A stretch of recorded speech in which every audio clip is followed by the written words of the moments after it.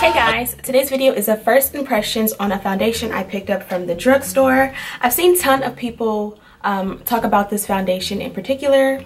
I think it's blinding you guys, but I've seen tons of people talk about this foundation, but not many brown girls. So I decided to pick it up and see for myself, you know, what the selection was like with the colors, and how the product worked, and if it actually is worth picking up. I believe it was somewhere in the $14–15 range at my local Walmart.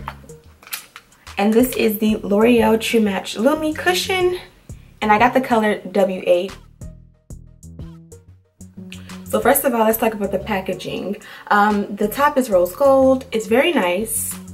The back is just white, and it kind of gives you instructions on what to do. It says first you press, I guess, with the what do you call these things, like the little sponge pad applicator that it comes with. It says press, and then it says tap on your face, and then it says build as needed. So very self-explanatory.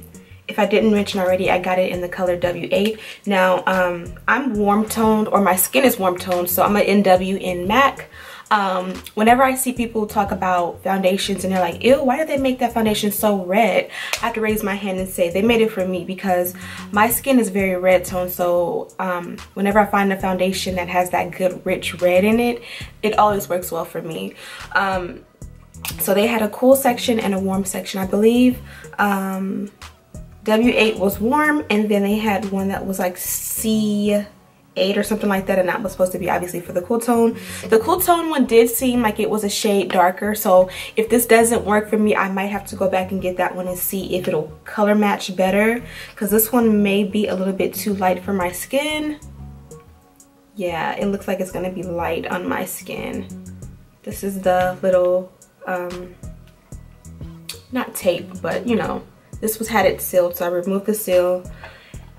Looking at it, this is the darkest shade for us warm girls. I don't think it's gonna match my skin at all. Obviously, even if it doesn't, I can work with it, but that is kind of the inconvenience of purchasing products from the drugstore.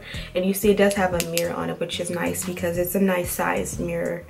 But I do like the fact that it closes so that your product is not getting dried out over time. But I'm gonna check it out and see what I can do. So I'm not gonna use this just because I'm not a fan of these. I'm gonna use my beauty blender.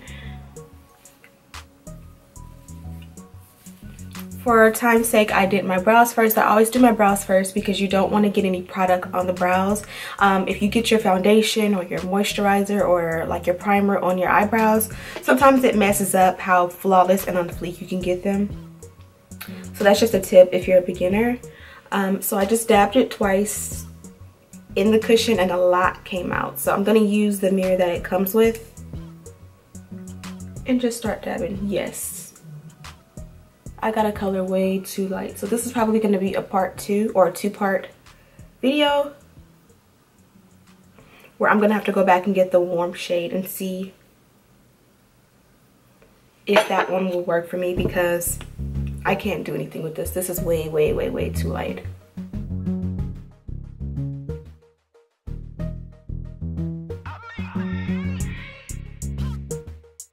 But look at it, I'm in full white face. This is so embarrassing. Now I should have just stopped from the beginning, but I did want to see if it would oxidize. But it ain't. Even though it says it's warm and it's the darkest shade, it's even lighter than what's in the actual packaging. Like, this is what it looks like in the packaging, and it's even lighter in my skin, and it actually looks cool because it looks kind of white. So this first impressions was definitely a fail. I kind of feel like it's streaky. I only had to dab my sponge in it like 2, maybe 3 times. You guys seen. Right now, it's a no-go. a no-go, a super duper duper duper duper what the hell no-go. So it's lit. I'm back with part 2 because I was able to convince my hubby to pick up the right shade for me. While I was filming the first part of this video, him and Diamond were at Target. I was able to call him and say, don't you want to pick me up a foundation? I thought he was gonna say hell no because he hates the makeup section in any store. But I was able to screenshot a picture of what this one looks like and kind of walk him through it, and he was able to actually find it. So you guys see me try it on W8, and this was the darkest warm shade that I picked up from Walmart, which is going back. And then he picked me up C8, so this is a cool shade, but it's the darkest, and I don't know if you guys can tell with the packaging, sorry if I'm blinding you, but this one looks darker, like how it shows you the color. This one looks a shade darker, and then if you go inside, let me show you guys what they both look like.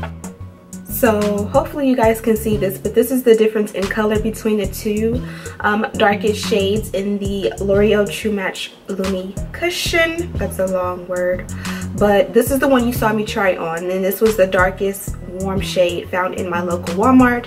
This one right here is C8, and it is supposed to be the darkest cool shade. I have my beauty blender, which I went ahead and kind of semi-clean. You can kind of see it's a little bit of product left, but that's okay. I'm gonna see, that's one dip and it's 2 dips, so it seems like a lot of product comes on the beauty blender when you dip it in. So let's see what this one looks like. Now that looks much better. I might actually like this. So I just dipped it 2 more times. I'm gonna just apply it all over my face. Now surprisingly, even though this is a cool tone foundation, I'm thinking it blends in well with my skin. So of course it's not perfect, and that's one thing that you will find with drugstore foundations. It's a sort of a hit or miss, especially if you are a chocolate brown skin girl or boy. They don't have large selections for us all the time. So let me take this. As I was saying, they don't always have a great selection for the darker skin complexions. So it's sort of a hit or miss. Either the foundation will have a good shade for you or it won't. There really is no in between.